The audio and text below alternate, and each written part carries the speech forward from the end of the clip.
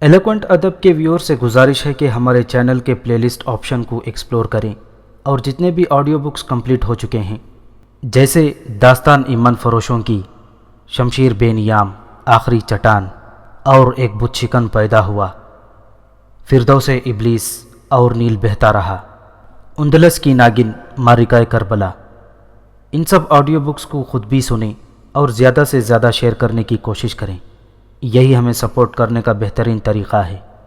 جزاک اللہ۔ بسم اللہ الرحمن الرحیم۔ مراٹھا سالار بڑی بے چینی سے محمد علی کا میدان کی واپسی کا انتظار کر رہا تھا، مگر جب ایک ماہ بعد ترمک راؤ کو خبر ملی کہ محمد علی کا میدان اس کے سینکڑوں سپاہیوں کو قتل کر کے سرنگا پٹنم پہنچ گیا ہے تو اسے اپنی غلطی کا شدت سے احساس ہوا۔ ترمک راؤ بہت برہم تھا۔ محمد علی کا میدان کے فرار ہونے کا غصہ اس نے میر علی رضا خان اور دوسرے مسلمان سرداروں پر اتارا اور انہیں فوراً ہی سخت حفاظتی پہرے میں پیشوائی پونا مادھوراؤ کے پاس روانہ کر دیا۔ پھر وہ یاسین خان کے خیمے میں آیا۔ نواب، میرے خیال میں یہی مناسب ہے کہ تم اپنی حرم سرا اور شہزادیوں کو یہیں بلا لو، پھر پونا پہنچ کر جو پیشوا کا حکم ہوگا اسی کے مطابق عمل کیا جائے گا۔ اب میں زیادہ دن انتظار نہیں کر سکتا، تمہیں صرف ایک ہفتے کی مہلت دیتا ہوں۔ یہ کہتے ہوئے ترمک راؤ کا لہجہ تلخ ہو گیا تھا۔ یاسین خان بھی غضب کا چالاک تھا۔ اس نے ترمک راؤ کی تلخ اور ناگوار گفتگو سن کر اس طرح سر جھکا لیا جیسے وہ واقعتاً نواب حیدر علی ہے۔ یاسین خان نے خاموشی ہی میں عافیت سمجھی تھی۔ وہ نہیں چاہتا تھا کہ اس کی کسی حرکت سے ترمک راؤ کو شک ہو جائے اور پھر سارا بنا بنایا کھیل بگڑ جائے۔ یاسین خان کی چال یہ تھی کہ ترمک راؤ اسے اس وقت تک حیدر علی سمجھتا رہے جب تک والی میسور اپنی منتشر طاقت کو سمیٹ کر دوبارہ جنگ کے لیے تیار نہ ہو جائے۔ اس لیے یاسین خان اکثر اوقات خاموش رہ کر اپنی شخصیت کو پردے میں چھپائے رہتا تھا۔ آج بھی جب ترمک راؤ نے اسے تنبیہ کی تو وہ حسب سابق اپنے ہونٹوں پر مہر خاموشی لگائے دشمن کی گفتگو سنتا رہا۔ نواب، یہ میری طرف سے آخری مہلت ہے، اس کے بعد میں کوئی عذر نہیں سنوں گا۔ یہ کہہ کر ترمک راؤ یاسین خان کے خیمے سے نکل گیا۔ مراٹھا سالار کے جاتے ہی یاسین خان نے دل ہی دل میں ترمک راؤ کو کئی غلیظ گالیاں سنا ڈالیں۔ حرام کار، تو نواب بہادر کی حرم کو قیدی بنا کر پیشوا کے دربار میں پیش کرے گا؟ تیری یہ دل کی حسرت دل ہی میں رہ جائے گی اور تو والی میسور کی گرد کو بھی نہیں پا سکے گا۔ وقت تیزی سے گزر رہا تھا اور ترمک راؤ کی دی ہوئی مہلت میں ایک دن باقی تھا کہ یاسین خان کا راز فاش ہو گیا۔ واقعہ یوں تھا کہ پورنیا کی محبت میں گرفتار ہندو نوکرانی آرتی مسلسل اس ٹوہ میں لگی ہوئی تھی کہ نواب حیدر علی کے بارے میں کوئی خبر ملے اور وہ اس خبر کو پورنیا تک پہنچا کر اپنی عاشق کی نظروں میں سرخرو ہو جائے۔ اتفاق سے ایک دن نواب حیدر علی کی کنیز خاص شمسا اسے مل گئی۔ شمسا آرتی کی شناسا تھی۔ شمسا اس وقت والی میسور کے لیے کھانا لے کر جا رہی تھی۔ آرتی نے جب اس سے پوچھا کہ وہ کہاں جا رہی ہے تو شمسا رواداری میں یہ بات کہہ کر گئی کہ وہ نواب بہادر اور شہزادے کے لیے کھانا لے کر جا رہی تھی۔ آرتی کو گوہر مراد مل گیا۔ شمسا کے جاتے ہی وہ دیوانہ وار بھاگتی ہوئی راج محل پہنچی اور پورنیا کو بتایا کہ نواب حیدر علی اور ٹیپو سلطان قلعے میں کسی خفیہ مقام پر موجود ہیں۔ آرتی کی اس اطلاع سے میسور کی رانیوں میں صف ماتم بچھ گئی اور ایک بار پھر ان کی امیدوں کے چراغ بجھ گئے۔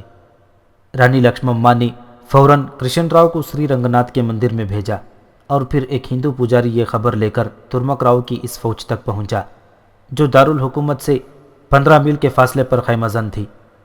پھر یہ خبر سپہ سالار ترمک راؤ کو پہنچ گئی کہ نواب حیدر علی قلعے میں موجود ہے۔ ترمک راؤ غصے سے کانپتا ہوا یاسین خان کے خیمے میں داخل ہوا اور گرج کر بولا، بہروپیے، مجھے بتا تو کون ہے؟ یاسین خان ترمک راؤ کے لہجے سے سمجھ چکا تھا کہ اس کا راز فاش ہو چکا ہے، اس لیے وہ بڑے تحقیر آمیز انداز سے مسکرانے لگا۔ ترمک راؤ، تجھے بہت دیر میں خبر ہوئی کہ میں کون ہوں۔ پہلے میں تیرے نواب کو زنجیر پہنا دوں، پھر تجھے بڑی دردناک سزا دوں گا۔ یہ کہہ کر ترمک راؤ یاسین خان کے خیمے سے نکل گیا۔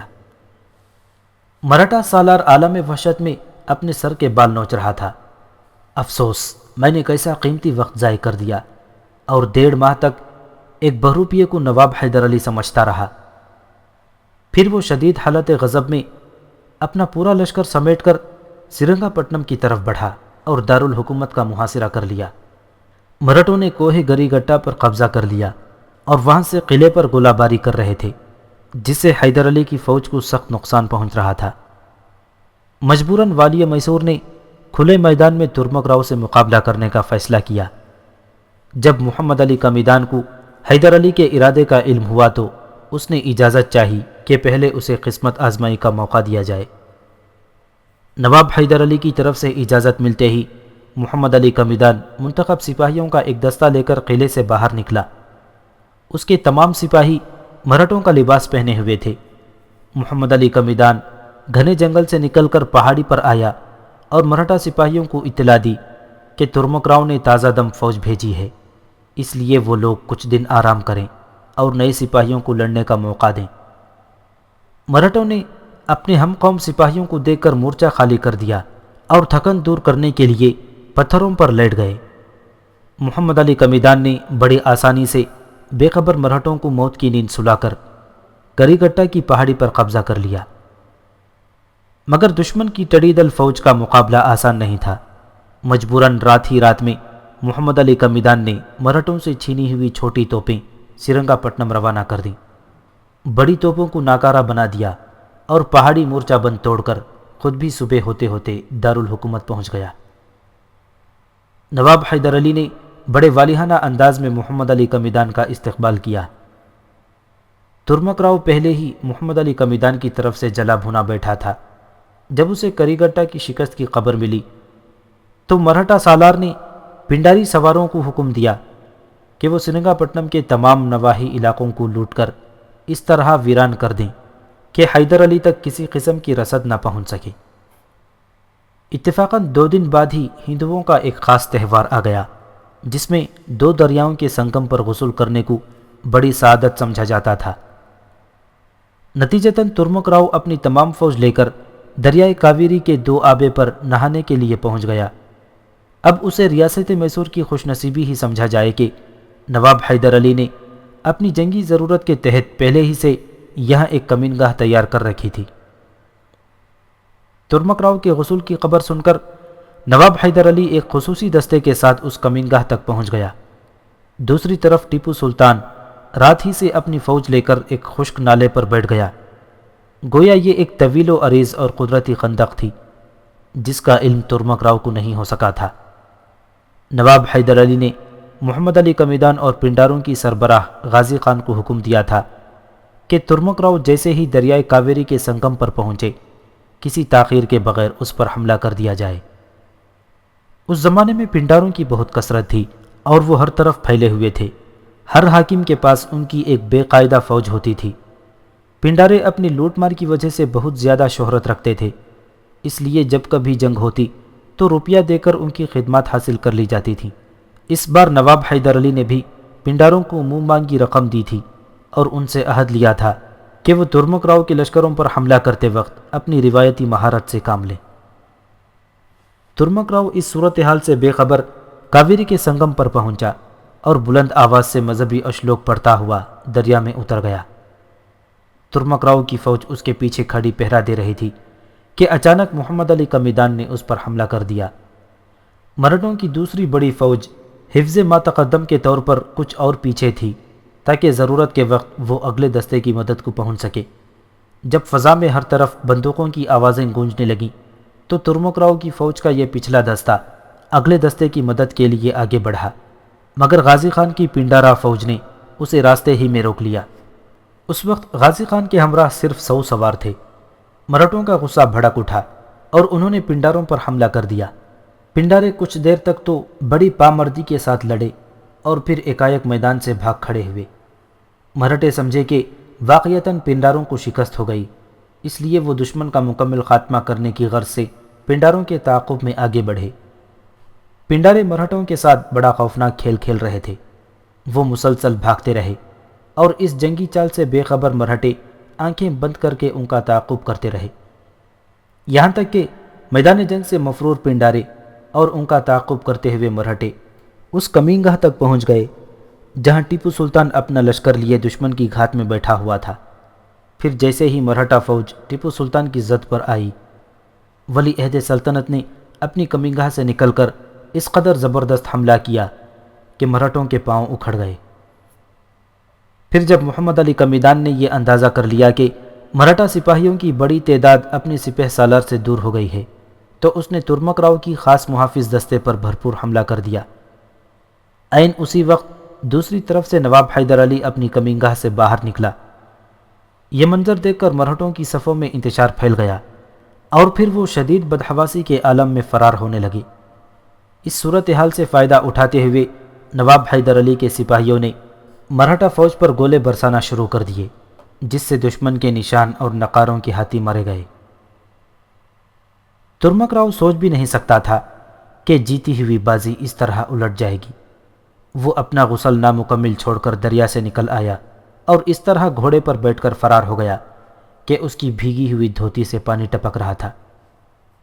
تمام مرہٹا فوج منتشر ہو چکی تھی اور ٹیپو سلطان کے سپاہی دشمن کے خیمے لوٹ رہے تھے۔ ترمک راؤ اندھا دھند بھاگے جا رہا تھا، یہاں تک کہ اس نے سرنگا پٹنم سے 30 میل دور واقع موتی تالاب پر جا کر دم لیا۔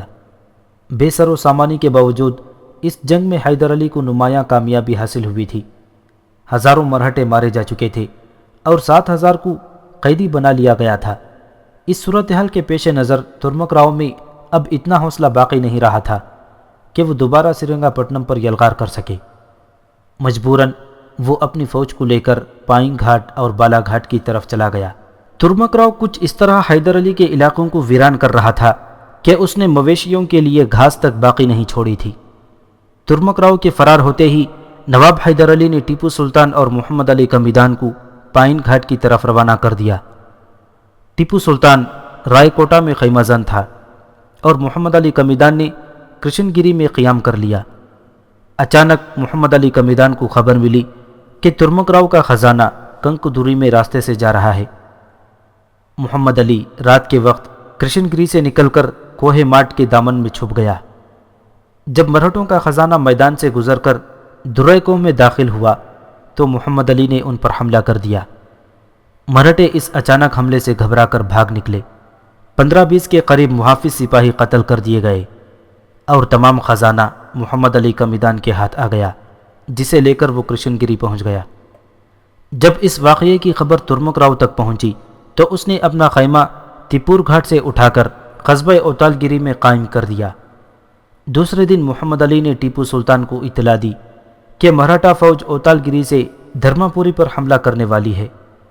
ٹیپو سلطان اپنی فوج لے کر برق رفتاری کے ساتھ دھرم پوری کی طرف بڑھا۔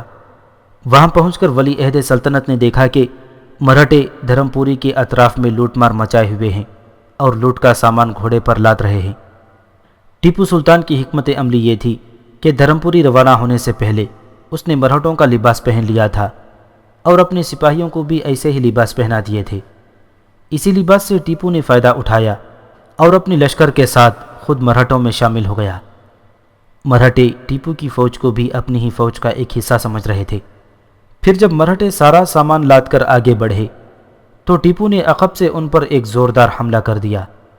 اس اچانک حملے میں کچھ مرہٹے قتل ہو گئے اور باقی سپاہی سارا ساز و سامان لوٹ کر فرار ہو گئے۔ اس لوٹ مار میں 4000 گھوڑے، سینکڑوں بیل اور 20 ہاتھی ٹیپو سلطان کے ہاتھ لگے۔ ترمک راؤ ان پے در پے حملوں سے تنگ آ گیا تھا۔ وہ جدھر بھی جاتا ٹیپو سلطان اس کا تعاقب کرتا۔ ٹیپو اور محمد علی کا میدان مل کر مسلسل ترمک راؤ کی فوج پر شفقون مار رہے تھے۔ مرہٹا سالار چاہتا تھا کہ حیدر علی اس سے کھلے میدان میں مقابلہ کرے، مگر والی میسور اس بات سے باخبر تھا کہ اس طرح مرہٹوں سے جنگ کرنا نہایت خطرناک ہے۔ آخر حیدر علی نے مصلحت سے کام لیتے ہوئے ترمک راؤ سے صلح کی درخواست کی، مگر مرہٹا سالار نے یہ کہہ کر میسور کے سفیر کو واپس کر دیا کہ حیدر علی مکمل طور پر پونا کی اطاعت قبول کر لے تو اس سے صلح کی جا سکتی ہے۔ والی میسور کو ترمک راؤ کی یہ ذلت آمیز شرائط قبول نہیں تھی۔ مجبوراً اس نے اپنے فوجی سرداروں سے مشورہ کیا۔ حیدر علی کے کئی نامور سالار تو پہلے ہی پیشوا مادھوراؤ کی قید میں تھے، جو باقی رہ گئے تھے وہ وسائل کی قلت کے سبب جنگ سے اکتائے ہوئے تھے۔ ان کی شدید خواہش یہ تھی کہ کسی طرح جنگ بند ہو جائے اور وہ اپنے بیوی بچوں سے جا ملیں۔ انہیں جنگلوں، میدانوں اور دریاؤں میں بھٹکتے بھٹکتے کئی ماہ گزر گئے تھے۔ دھوپ کی شدت اور موسم کی سختیوں نے ان کے چہرے تک مسخ کر ڈالے تھے۔ جب حیدر علی نے ان سے جنگ جاری رکھنے یا بند کرنے کے بارے میں سوال کیا تو انہوں نے گردنیں جھکا لیں۔ ان کے جھکے ہوئے سر بتا رہے تھے کہ وہ شمشیر و سناں کے کھیل سے بیزار ہو چکے ہیں۔ محمد علی کا میدان کا ایک ہی جواب تھا، ایک بار ترمک راؤ کی سپاہیوں سے ہتھیاروں کے بغیر بھی لڑ چکا ہوں۔ محمد علی نے اپنی گرفتاری کی طرف اشارہ کرتے ہوئے کہا، اگر دوبارہ بھی تلوار چھن گئی تو خالی ہاتھوں سے لڑوں گا اور اس وقت تک لڑتا رہوں گا جب تک ترمک راؤ میرا سر کاٹ کر اپنے قلعے کی دیوار پر نہیں سجا دے گا۔ محمد علی کا میدان کے لہجے میں ایسی آگ تھی جسے محسوس کر کے نواب حیدر علی کی آنکھیں بھی گرم غبار سے بھر گئیں، اور پھر حاضرین نے دیکھا کہ والی میسور کی آنکھوں کا یہ گرم غبار پانی بن کر اس کے رخساروں پر بہنے لگا۔ اور فرزند، تم کیا چاہتے ہو؟ حیدر علی اپنے بائیں جانب بیٹھے ہوئے ٹیپو سلطان سے مخاطب ہوا۔ تمام سپاہیوں کے مقابلے میں میری جان پر نواب بہادر کے زیادہ حقوق ہیں، ٹیپو نے عجیب جواب دیا تھا۔ بیٹے، کہیں ایسا نہ ہو کہ یہ حقوق ادا کرتے وقت تمہیں یہ خیال آئے کہ باپ نے اپنی ضدوں کے بتقدے میں تمہارے دلکش شباب کو بھینٹ چڑھا دیا۔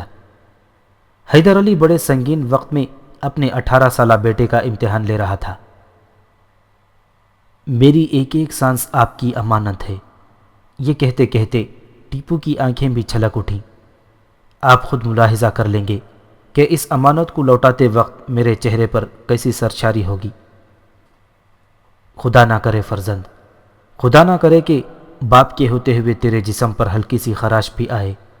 شدت جذبات سے مغلوب ہو کر حیدر علی نے آنکھیں بند کر لیں اور اسی عالم میں اپنے نائب سالار کو مخاطب کرتے ہوئے کہا، شجاعت خان، ٹیپو کو لے جا، اس کی نظر اتار اور 100 بکرے اسی وقت قربان کر دے۔ نواب حیدر علی کو کھلے میدان میں کھینچ کر لانے کے لیے ترمک راؤ حیدر علی کی طرف بڑھا۔ والی میسور نے محمد علی کا میدان کو 6000 بندوقچی، 12000 سوار اور ایک زبردست توپ خانہ دے کر مرہٹوں پر حملہ کرنے کے لیے روانہ کر دیا۔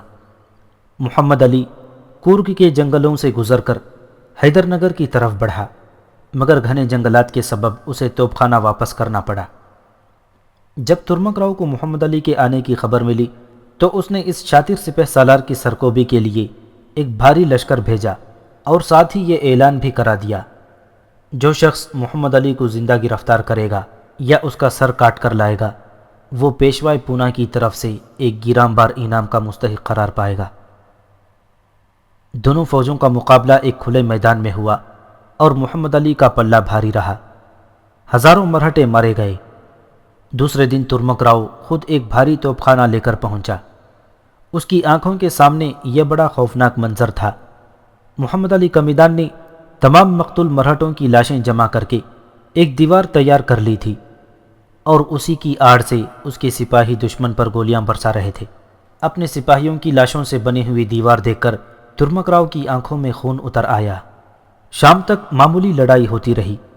اس دوران ترمک راؤ مناسب مقامات پر اپنی توپیں نصب کراتا رہا۔ رات ہوتے ہی محمد علی کا میدان اپنی فوج لے کر حیدر نگر سے نکل گیا۔ جاتے جاتے اپنے زخمی سپاہیوں سے کہہ گیا تھا کہ وہ استارا پہنچ کر ان کے لیے ڈولیاں بھیج دے۔ جب صبح ہوئی تو میدان خالی تھا۔ ترمک راؤ نے شدید عالم غضب میں مسلمان زخمی سپاہیوں سے پوچھا کہ محمد علی کا میدان کہاں گیا ہے۔ سپاہیوں نے بتایا کہ وہ استارا کی طرف گیا ہے۔ ترمک راؤ غصے سے پاگل ہو گیا۔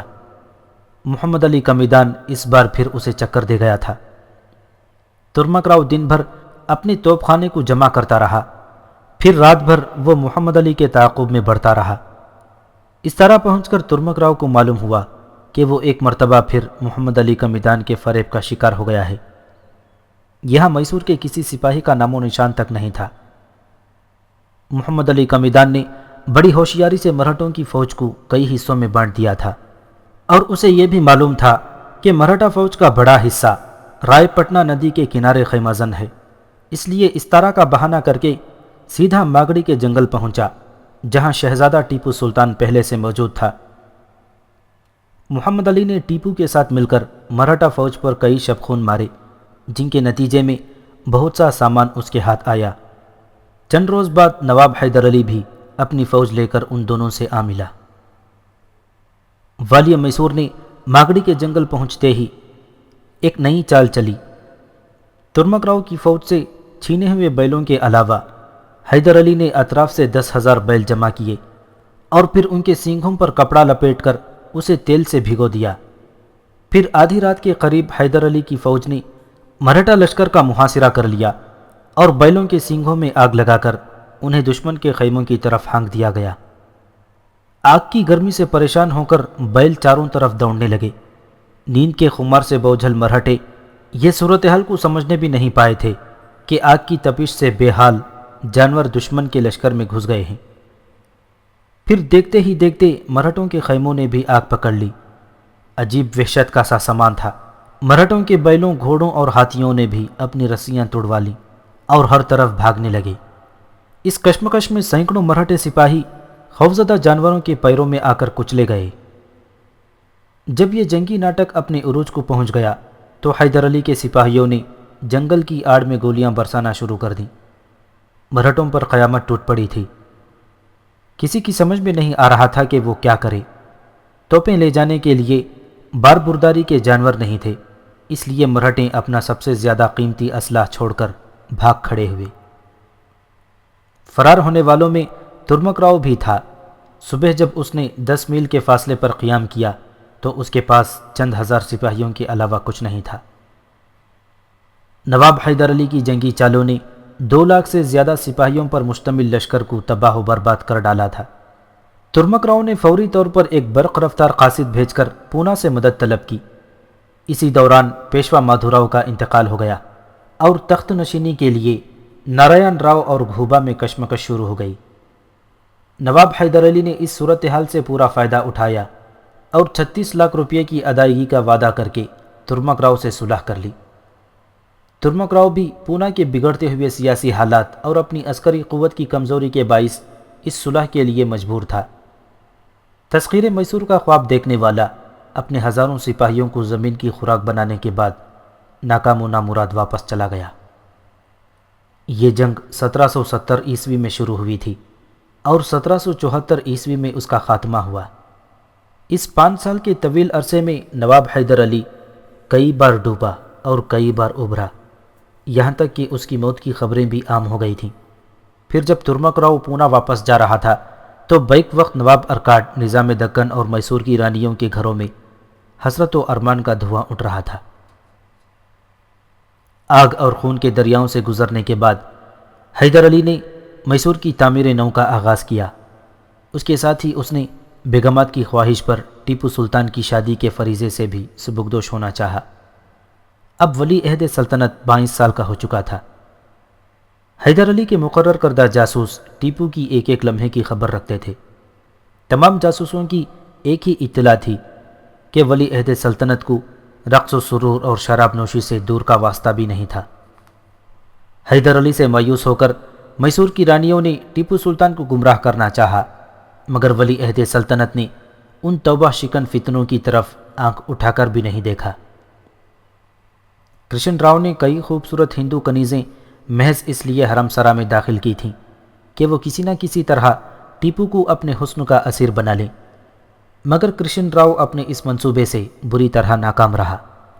پھر ان ہندو کنیزوں نے کرشن راؤ اور رانیوں کے سامنے قسم کھا کر کہا، راج کنور تو ہمارے دیوتاؤں سے بھی زیادہ شرمیلے اور پاک باز ہیں، رعایا کی ایک ایک عورت کو قابل احترام سمجھتے ہیں۔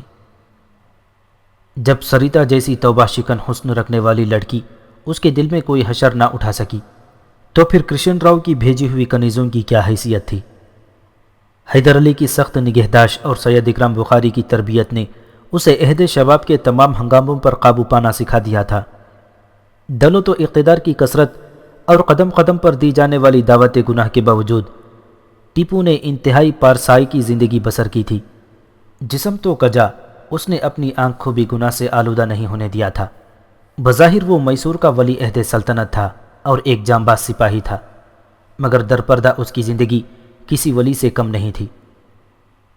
ٹیپو کو بس ایک ہی شوق تھا، وہ فرصت کے اوقات میں شیر کا شکار کرتا تھا۔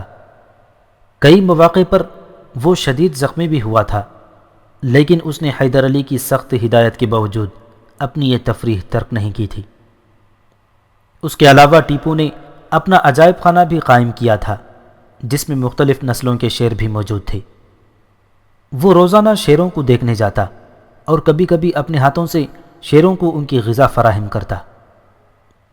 نواب حیدر علی اپنے پارسا بیٹے کو مزید آزمائش میں ڈالنا نہیں چاہتا تھا، اس لیے پورے زور و شور کے ساتھ اس لڑکی کی تلاش ہونے لگی جو ٹیپو سلطان کی شریک حیات بن سکے۔ نواب حیدر علی نے اس موقع پر بھی دور اندیشی سے کام لیا اور سیاسی اختلاف کو دوستی کے رشتے میں بدلنے کی غرض سے نظام علی والی دکن کی بیٹی کے لیے ٹیپو سلطان کا پیغام بھیجا۔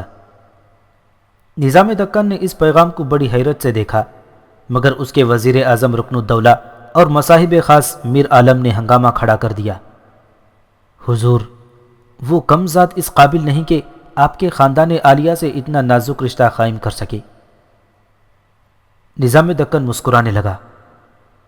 تم نہیں جانتے اس وقت میں کیا سوچ رہا ہوں اور میری آنکھیں مستقبل کے پردے میں کس منظر کو تلاش کر رہی ہیں۔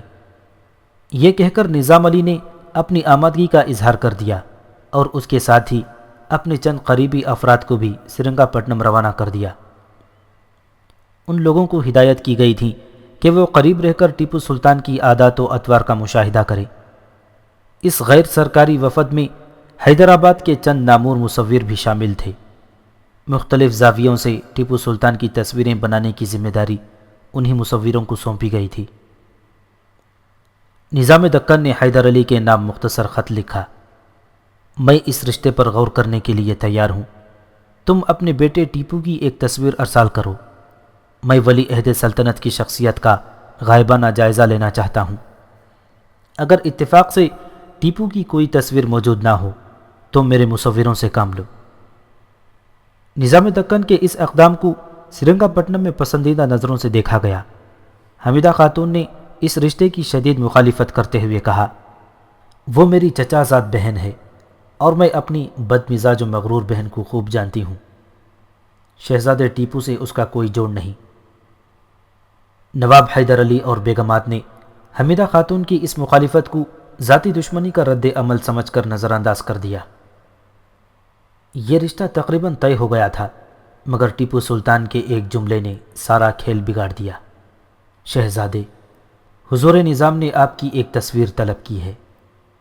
حیدرآباد کے وفد میں شامل ایک بزرگ نے ٹیپو سے کہا۔ ٹیپو کے ماتھے پر شکن پڑ گئی۔ نظام دکن سے کہنا کہ مردوں کی بہترین تصویر ان کی جوان مردی ہے۔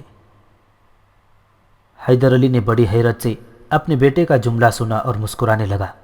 دکن کے مصوروں نے بہت خوشامدی کی۔ شہزادے، کچھ دیر کرسی پر بیٹھے رہیں، ہم اپنا کام مکمل کر لیں گے۔ مگر ٹیپو نے تصویر دینے اور تصویر بنوانے سے انکار کر دیا۔ حیدر علی نے اس سلسلے میں کوئی مداخلت نہیں کی۔ اسے ٹیپو کی یہ مردانہ ادا اور خود اعتمادی بہت پسند آئی تھی۔ آخر حیدرآباد کا وفد ناکام و نامراد واپس چلا گیا۔ جب نظام علی خان نے یہ واقعہ سنا تو کچھ دیر کے لیے اس کا چہرہ مسخ ہو گیا، پھر اس کی آنکھوں میں نفرت و قہر کی پرچھائیاں اترنے لگیں۔ ہم نے اس بد نسب کو اپنے حوالے سے شرف یاب کرنا چاہا، مگر وہ اپنی اصلیت پر اتر آیا۔ میں دیکھوں گا کہ اس کی جوان مردی کب تک قائم رہتی ہے۔ ٹیپو کے جواب کو نظام علی خان والی دکن نے اپنی توہین سمجھا اور اس طرح دو مسلم مملکتوں کے درمیان اختلافات ختم کرنے کا جو منصوبہ نواب حیدر علی نے بنایا تھا وہ ناکام ہو گیا۔ مجبوراً والی میسور نے امام صاحب بخشی نائتا کی بیٹی تاجدار بیگم کے لیے ٹیپو سلطان کا پیغام بھیجا۔ قوم نائتا کا تعلق عرب سے تھا۔ یہ لوگ تلاش معاش میں ہندوستان آئے تھے۔ سلاطین ہند نے عرب سے نسبت خاص کے باعث ان لوگوں کا بے حد احترام کیا تھا اور اپنی مملکت کے تمام مذہبی عہدے ان کے سپرد کر دیے تھے۔ پھر یہی لوگ قاضی اور محتسب بنے، یہاں تک کہ اہلیان ہند پر نائتا کی مذہبی سیادت قائم ہو گئی۔ پھر اسی احساس غرور نے نائتا کو ہندوستانی مسلمانوں سے الگ تھلگ کر دیا۔ وہ بڑے سے بڑے خاندان میں بھی رشتہ قائم کرنے کو اپنی تحقیر سمجھتے تھے۔ چنانچہ جب ٹیپو سلطان کی شادی کے سلسلے میں نواب حیدر علی نے گفتگو کا آغاز کیا تو امام صاحب بخشی نائتا سناٹے میں آ گئے۔ انہیں حیدر علی کے جاہ و جلال کا بھی اندازہ تھا، اور وہ والی میسور کی اس عادت سے بھی واقف تھے کہ جب حیدر علی کسی بات کا ارادہ کر لیتا ہے تو اسے کسی طرح بھی باز نہیں رکھا جا سکتا۔ شاید یہی وجہ تھی کہ امام صاحب بخشی نائتا اس رشتے سے انکار نہ کر سکے۔ انکار کی صورت میں انہیں اس بات کا بھی خدشہ تھا کہ کہیں وہ ریاست میں حیدر علی کی دی ہوئی مراد سے محروم نہ ہو جائیں۔ اسی مصلحت اور مجبوری نے امام صاحب کی زبان پر مہر لگا دی، اور وہ بادل ناخواستہ اس رشتے کو قبول کرنے پر آمادہ ہو گئے۔ مگر مجیدہ بیگم، فاطمہ بیگم اور خاندان کی دوسری خواتین کو یہ رشتہ پسند نہیں تھا۔ ان سب کی خواہش تھی کہ ٹیپو سلطان لالا میاں شہید کی بیٹی رقیہ بانو کو اپنی زوجیت میں قبول کر لے۔ جب ولی عہد سلطنت سے اس کی رائے معلوم کی گئی تو ٹیپو نے صاف صاف کہہ دیا، میں اپنے جذبے کی تمام تر سچائیوں اور توانائیوں کے ساتھ آپ کے حکم کا پابند ہوں۔ نواب حیدر علی شدید ذہنی کشمکش میں مبتلا تھا۔ ایک طرف وہ امام صاحب بخشی نائتا کی لڑکی تاجیدار بیگم کے لیے رشتے کی بات کر چکا تھا، اور دوسری طرف حرم سرا کی خواتین کو یہ رشتہ پسند نہیں آیا تھا۔ آخر بہت غور و فکر کے بعد والی میسور نے اس مسئلے کا حل تلاش کر لیا۔ ٹیپو کی پرورش انتہائی مذہبی ماحول میں ہوئی تھی، اور امام صاحب نائتا بھی ایک مذہبی خانوادے سے تعلق رکھتے تھے۔ حیدر علی کا خیال تھا کہ تاجیدار بیگم ٹیپو سلطان کے لیے ایک مثالی بیوی ثابت ہوگی، مگر جب حرم سرا کی خواتین نے اس رشتے کو ناپسندیدہ نظروں سے دیکھا اور ٹیپو کی شریک حیات کے لیے رقیہ بانو کا انتخاب کیا تو والی میسور کچھ دنوں تک الجھن کا شکار رہا۔ پھر اس نے اپنی اور خواتین کی پسند کو برقرار رکھنے کے لیے بڑا عجیب فیصلہ کیا۔ ایک ہی وقت میں ٹیپو سلطان کے دو نکاح ہوئے، ایک امام صاحب بخشی نائتا کی لڑکی تاجیدار بیگم سے، اور دوسرا لالا میاں شہید کی بیٹی رقیہ بانو سے۔ ان شادیوں کا جشن ایک ماہ تک منایا گیا۔ پھر جیسے ہی یہ جشن نشاط ختم ہوا، سرنگا پٹنم پر غم و یاس کے گہرے بادل چھا گئے۔ سید اکرام بخاری اچانک بیمار ہوئے اور چند روز علیل رہ کر دنیا سے رخصت ہو گئے۔ سید صاحب کو حافظ رحمت خان روہیلا کی شکست اور موت کا بڑا قلق تھا۔ پھر یہی ناقابل برداشت صدمہ انہیں قبر تک لے گیا۔ نواب شجاعت دولہ اور انگریزوں نے مل کر جانباز روہیلیوں کو شکست دی تھی، اور حافظ رحمت خان کا سر کاٹ کر دربار اود میں پیش کر دیا تھا۔ نواب شجاعت دولہ نے روہیلا سردار کے کٹے ہوئے سر کے ساتھ بڑا تحقیر آمیز سلوک کیا۔ رحمت خان حافظ قرآن ہونے کے ساتھ ایک باکردار مسلمان بھی تھا۔ شجاعت دولہ انگریزوں کی مدد سے روہیلیوں کو شکست دے کر بہت خوش تھا، مگر درپردہ اس نے بھی فرنگیوں کی غلامی قبول کر لی تھی۔ انگریزوں کا دائرہ اثر روز بروز بڑھتا جا رہا تھا، اور مسلمان ایک دوسرے کا خون بہانے میں مصروف تھے۔ ہندوستان کی تقدیر کے افق پر غلامی کے سیاہ بادل بہت تیزی سے چھاتے جا رہے تھے، مگر اہل ہند کو اس کا ادراک نہیں تھا۔ انگریزوں نے بڑی ذہانت سے ایک شاطرانہ چال چلی تھی، اور شجاع الدولہ کا حلیف بن کر ہندوستان کے ایک اور طاقتور ستون کو مسمار کر دیا تھا۔ پہلا مضبوط ستون ارض بنگال میں نواب سراج الدولہ کا تھا، جسے فرنگیوں کے تعاون سے میر جعفر نے ڈھایا، اور اب شمالی ہند میں نواب شجاع الدولہ نے حافظ رحمت خان روہیلا کی حکومت کا خاتمہ کر دیا۔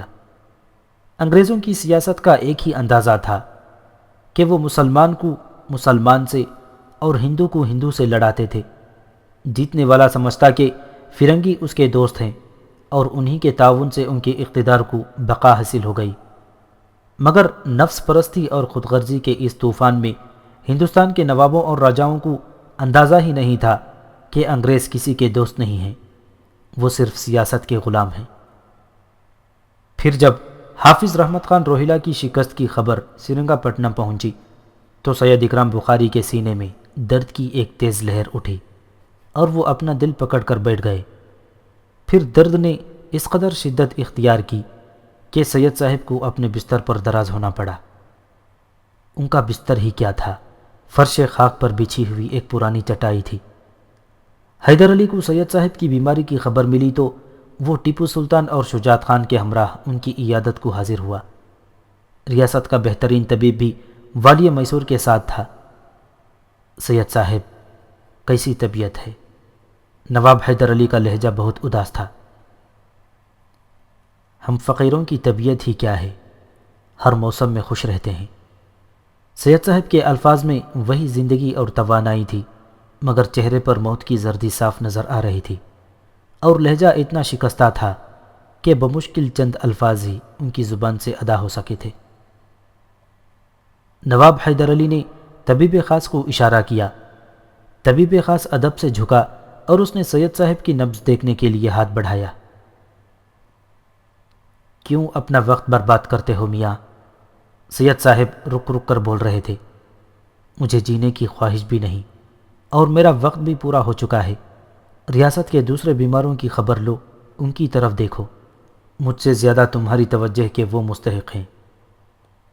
یہ کہتے کہتے سید صاحب بے ہوش ہو گئے۔ پھر اسی بے ہوشی کی حالت میں ان کی زبان سے یہ الفاظ ادا ہو رہے تھے۔ اے خدا، میرے دوسرے شیر کو بھی گیدڑوں کے غول نے قتل کر دیا۔ میں کب تک اپنی آنکھوں سے یہ جانگداز منظر دیکھوں گا؟ تو جانتا ہے کہ تیرا یہ گنہگار و عاجز بندہ اکرام بخاری بہت کمزور و ناتواں ہے۔ وہ کب تک یہ صدمے برداشت کرے گا؟ بس اب اس جانے بے قرار پر اپنا کرم فرما۔ اگر تیری مشیت میں یہی طے ہو چکا ہے کہ میرا آخری شعر بھی قتل ہو جائے تو پھر مجھے اس دنیا سے اٹھا لے۔ نواب حیدر علی اور شجاعت خان دم بخود بیٹھے ایک دوسرے کا منہ دیکھ رہے تھے، اور ٹیپو سلطان کی آنکھیں اشک برسا رہی تھیں۔ ولی عہد سلطنت سمجھ چکا تھا کہ اس کے استاد گرامی کا وقت رخصت آ چکا ہے، اس لیے وہ شدید اذیت میں مبتلا تھا۔ نواب بہادر، دیکھیے میرے استاد محترم کو کیا ہو گیا ہے۔ ٹیپو کی آواز لرز رہی تھی۔ نواب حیدر علی اور شجاعت خان کی آنکھیں بھی نم ہو چلی تھیں۔ والی میسور نے طبیب خاص کی طرف دیکھا، جو خود بھی بہت اداس نظر آ رہا تھا۔ سید صاحب کی نبض ڈوبتی جا رہی ہے نواب بہادر، طبیب خاص نے گلوگیر لہجے میں کہا۔ بس چند لمحوں کی بات ہے، طائر روح اڑنے کے لیے بے قرار ہے اور قف سے جان ٹوٹنے ہی والا ہے۔ نواب حیدر علی بھی بھیگی آنکھوں سے دیکھ رہا تھا کہ سید صاحب بے ہوش تھے اور چہرے پر چھائی ہوئی مرونی میں دم بدم اضافہ ہوتا جا رہا تھا۔ خانقاہ کے در و دیوار پر قبرستان کا سا سناٹا طاری تھا۔ سید صاحب کے پیروں کے نزدیک ان کے چند شاگرد تصویر یاس بنے بیٹھے تھے۔ ہونٹوں پر نہ سرد آہ تھی اور نہ شور فغاں، مگر آنکھوں سے بہتے ہوئے آنسو بتا رہے تھے کہ عنقریب ان کا سب سے قیمتی سرمایہ چھین جانے والا ہے۔ سید صاحب کا ہاتھ طبیب خاص کے ہاتھ میں تھا، اور میسور کے حکیم حاذق کی انگلی سید صاحب کی سانسوں کا شمار کر رہی تھی۔ کچھ دیر اسی عالم میں گزر گئی، پھر ایکائک سید صاحب کے ہونٹوں کو جنبش ہوئی۔ طبیب خاص نے تیز سرگوشی سے والی میسور کو پکارا۔ نواب بہادر، سید صاحب کچھ کہنے کی کوشش کر رہے ہیں۔ حیدر علی سید صاحب پر جھک گیا، ان کے ہونٹ آہستہ آہستہ کانپ رہے تھے۔ پھر آواز صاف ہو گئی اور سب کچھ سنائی دینے لگا۔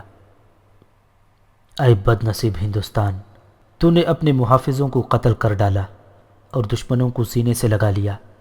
سید صاحب بے ہوش تھے، مگر بڑے کربناک لہجے میں بول رہے تھے۔ تیرے ماتھے پر آزادی کا تاج سجانے والے ایک ایک کر کے رخصت ہو گئے، اور جو چند باقی ہیں وہ بھی پا بارکاب ہیں۔ اب تجھے غلامی سے کوئی نہیں بچا سکتا۔ اے بد نصیب ہندوستان، اے میرے تیرا بخت وطن، اے میرے بد نصیب ہندوستان۔ ایک بار پھر سید صاحب کے لب ساخت ہو گئے۔ حیدر علی سمجھا روح جسم سے پرواز کر گئی۔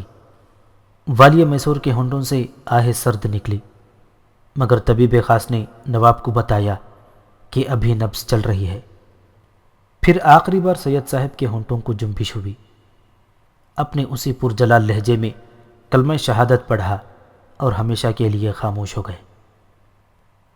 انا للہ و انا الیہ راجعون، جو کچھ ہے اپنے اللہ کی طرف لوٹ کر جانے والا ہے، نواب حیدر علی نے رقت آمیز لہجے میں کہا۔ ٹیپو سلطان نے بے قابو ہو کر ایک دلدوز چیخ ماری اور سید صاحب کے سینے پر سر رکھ دیا۔ ہائے میرے استاد! حیدر علی اور شجاعت خان جو خود بھی شدت غم سے بے حال نظر آ رہے تھے، ٹیپو کو تسلیاں دینے لگے۔ تمہارے استاد کہاں گئے ہیں بیٹے؟ وہ تو میسور کی فضاؤں میں پھولوں کی خوشبوؤں کی طرح بسے ہوئے ہیں، سرنگا پٹم کے بام و درد میں روشنی کی مانند ہیں، کبھی نہ ختم ہونے والی ایمان کی خوشبو اور کبھی نہ فنا ہونے والی کردار و عمل کی روشنی۔ پھر اس شان سے سید صاحب کا جنازہ اٹھا کہ سرنگا پٹم کا ایک ایک مکین اپنے گھر سے نکل آیا تھا۔ انتہا یہ تھی کہ میسور کی تینوں متعصب اور عیار رانیاں بھی محل سے نکل کر سید صاحب کی خانقاہ پہنچ گئی تھیں اور بڑے پرسوز لہجے میں نواب حیدر علی اور ٹیپو سلطان سے سید صاحب کے انتقال پر تعزیت کر رہی تھیں، حالانکہ ان کے سینوں میں خوشی کا ایک سمندر موزن تھا اور وہ دل ہی دل میں کہہ رہی تھیں، یہی بوڑھا جادوگر ہر بار سرنگا پٹنم کو بچا لیتا تھا، مگر اب دیکھیں گے کہ حیدر علی اور ٹیپو کو بچانے والا کون ہے۔